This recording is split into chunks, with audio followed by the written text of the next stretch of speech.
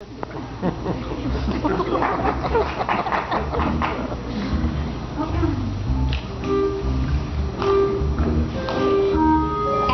Drake, my mistake was letting her go searching for my son. Yeah, that one, it ain't right.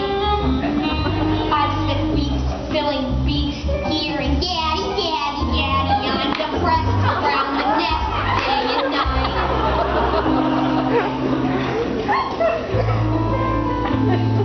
When Ida said she'd go, I had to let her.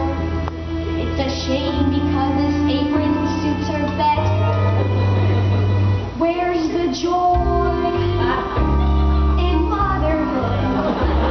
An endless round of chores has to be done.